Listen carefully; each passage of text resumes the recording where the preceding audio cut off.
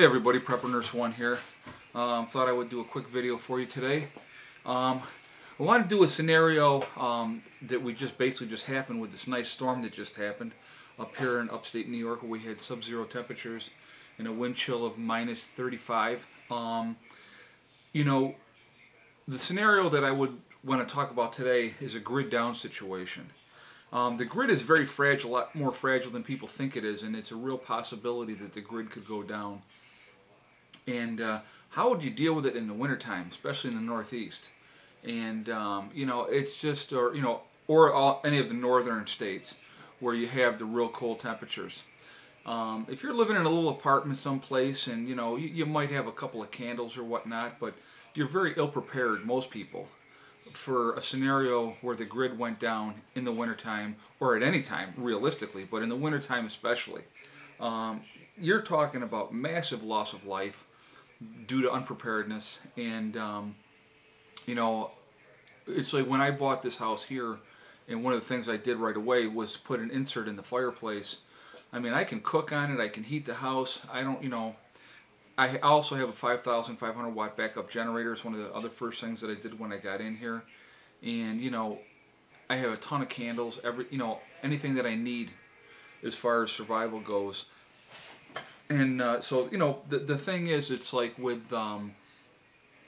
being prepared for a situation like that. If you're not prepared for a situation where the grid went down, and say it went down for an extended period of time. I mean, we lose power up here, due to storms. We just had I think 4,400 people in Webster went without power for, it wasn't that long, maybe 6-8 hours.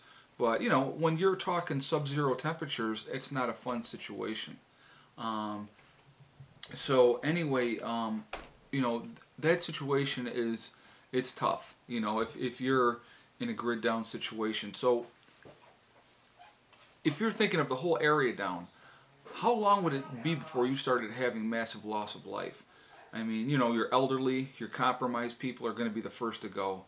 Then your morbidly obese people, because if they can't get out to get food, and and even just people in general not being prepared, to go and to deal with this type of stuff. Here's a great example.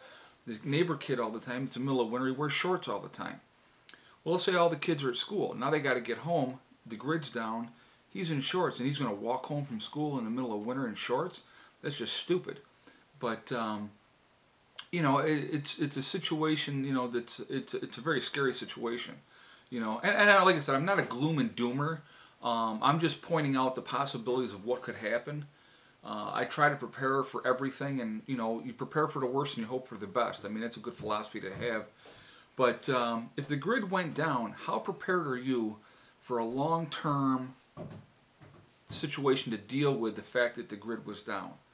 And a lot of these factors went into play when I started prepping in the first place, and getting ready and stuff like that. Dad, how you doing? Have a seat. Have a seat. But I have Say a joke. hello. Hello, YouTube. I have a joke for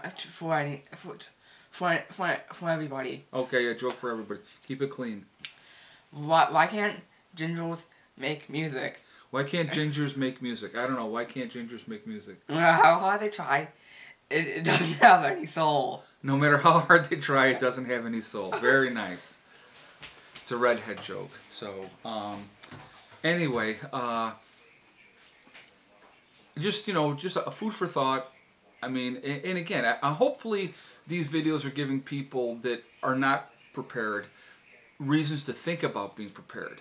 Even if you just prepare on a small scale, extra blankets, extra food, candles, flashlights, whatever you need to have. I mean, extra water, especially extra water. But if the grid went down and was down for a long period of time, how would you deal with it? And especially up here in the Northeast in the wintertime, you would be talking about a lot of people not doing well. We have a new addition to the family here at the house too. My ex-wife, this is a weird scenario, was living with her boyfriend, and then the boyfriend kicked her out, and he wasn't sure if he was going to keep his cat or not. Well, this cat is like a really nice cat. He's about 18 pounds, and he's a year and a half old. And I had told the guy at the time, I said, listen, if you ever want to get rid of the cat, let me know. I'll take the cat. Well, he called me last night. He's moving to Arizona as of today or tomorrow. He's going to Arizona, and he said, "Do you still want the cat?" And I'm like, "Oh my God." So I went and I got the cat. So now I have 5 freaking cats. So I'm like a crazy old cat person.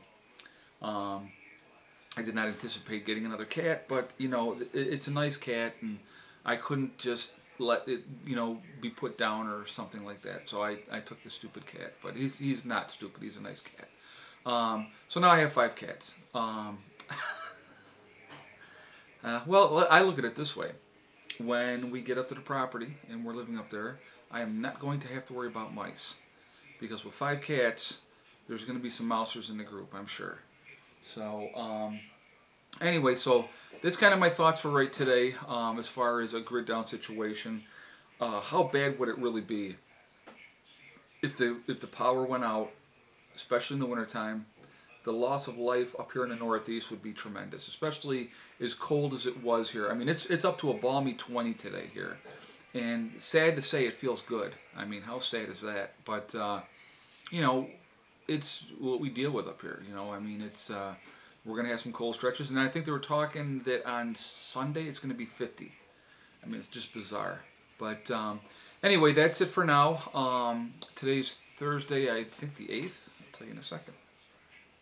No, the 9th. Today's the 9th. So that's kind of my video for today. Tell me what you think. Tell me what your thoughts are. I mean, how prepared are you for a grid down situation? For any, you know, there's so many different possibilities of things that could happen. But, you know, how ready are you? Okay? So just food for thought. I'm not trying to be a gloom and doomer. Not trying to think negatively. Like I said again, I am a very strong believer in you prepare for the worst and you hope for the best. But like I said, I don't have a lot of hope for this society, the way things are today. So I prepare, I get ready, and I will react when the time is, you know, when things happen. All right, that's it for now. Thanks for listening. Prepper Nurse 1 out for now.